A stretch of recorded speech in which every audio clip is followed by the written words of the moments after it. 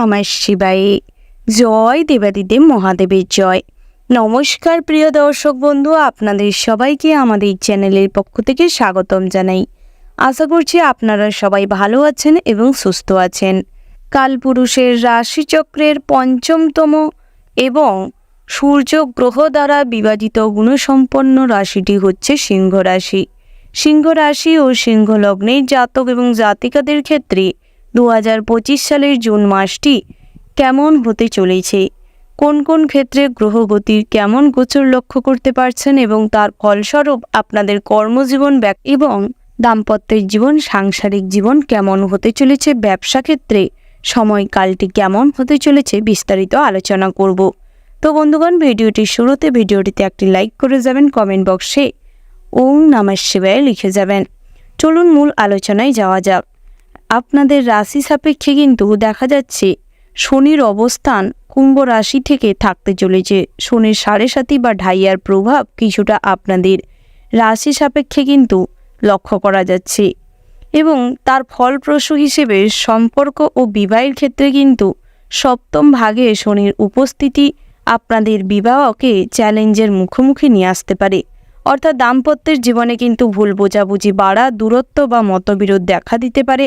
দাম্পত্যে ধৈর্য এবং পারস্পরিকতা বোঝাপড়ার অভাব দেখা দিতে পারে, যার ফলে আপনাদের সম্পর্কে কিন্তু নতুন কোনো তৃতীয় সম্পর্কের উন্মোচন ঘটতে পারে।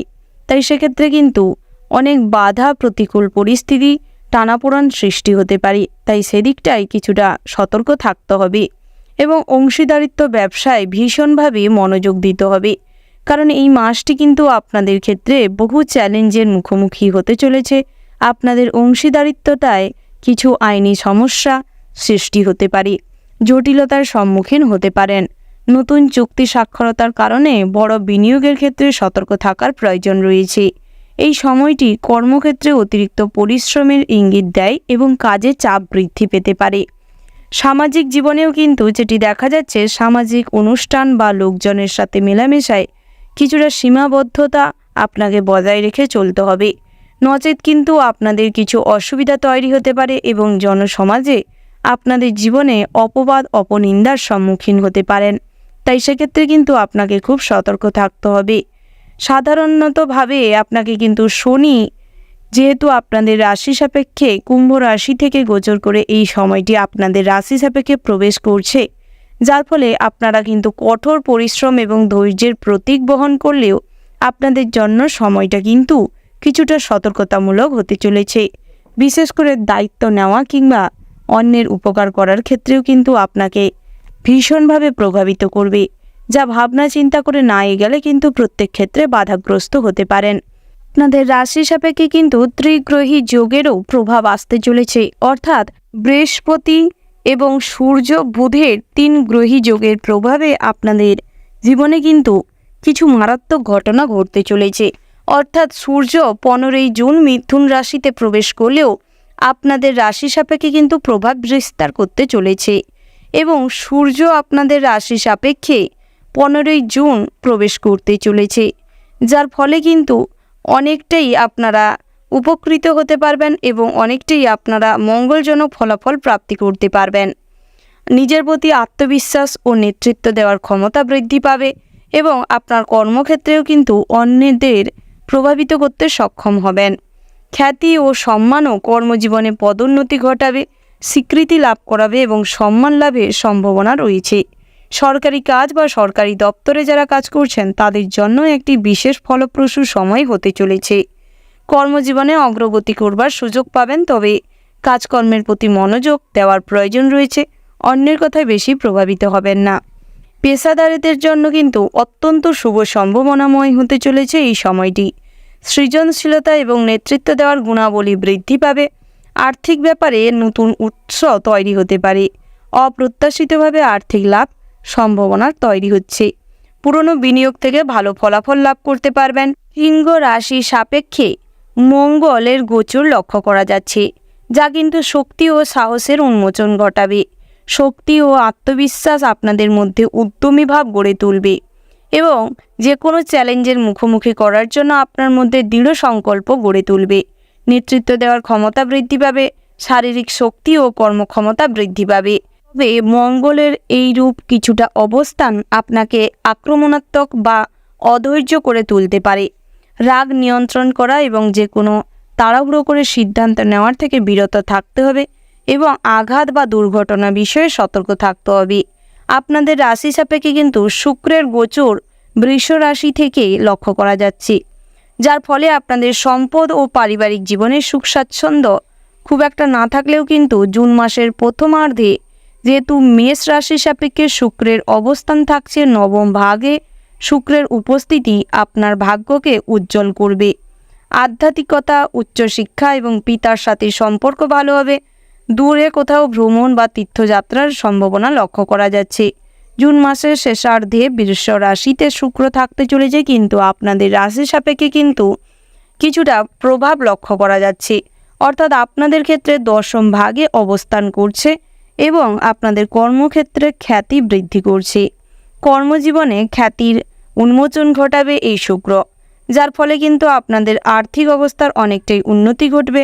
পদোন্নতির সম্ভাবনা প্রচুর পরিমাণে লক্ষ্য করা যাচ্ছে।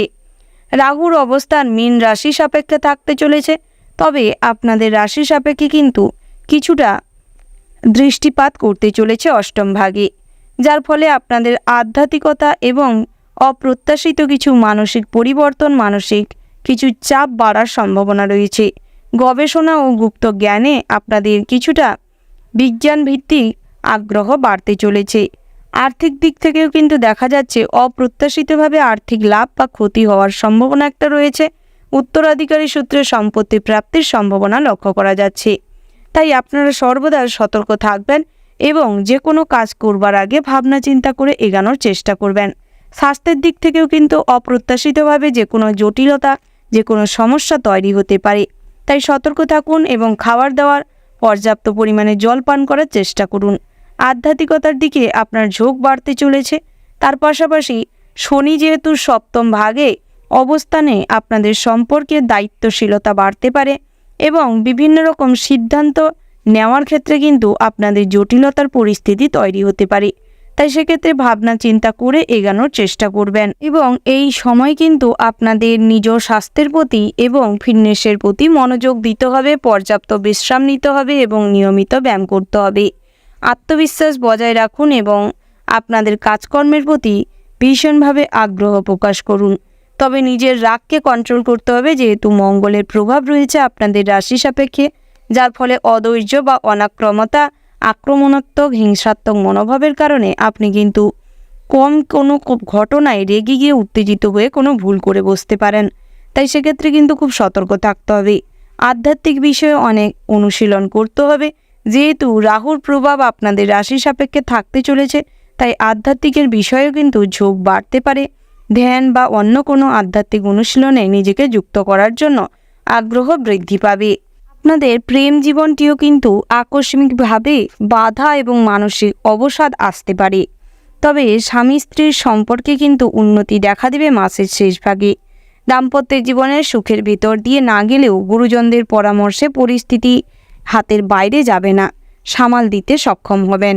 তবে সম্পর্ক অর্থাৎ নতুন করে কোনো সম্পর্ক তৈরির ক্ষেত্রে কিন্তু শনির প্রভাব কমাতে হবে, নচেত কিন্তু আপনাদের সম্পর্কে কিছু ভাঙন সৃষ্টি হতে পারে এবং বিভিন্নভাবে জটিলতা সৃষ্টি হতে পারে। তাই সেক্ষেত্রে খুব সতর্ক থাকতে হবে। ধৈর্য ও দৃঢ়তা, এই মাসে কিন্তু আপনাদের এই ধৈর্য আর দৃঢ়তা কিন্তু সাফল্যের চাবিকাঠি হতে চলেছে। তাই সেক্ষেত্রে যতটা নিজেকে ধৈর্যশীল করে তুলতে পারবেন, ততই কিন্তু জীবনে সমস্ত বাধাবিঘ্ন দূর করতে সক্ষম হবেন। আপনাদের রাজনৈতিক বিষয়েও কিছুটা চাপ বাড়বার সম্ভাবনা লক্ষ্য করা যাচ্ছে।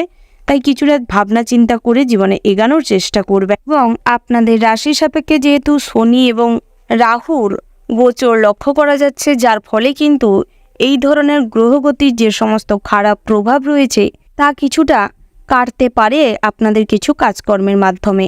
আপনারা যদি এই মাসে গরিব ও অভাবী মানুষদের সাহায্য করেন, তাতে করে আপনাদের এই শনি দোষ কিছুটা কমবে। রাহুর প্রভাব থেকে কিছুটা হলেও রক্ষা পেতে পারবেন।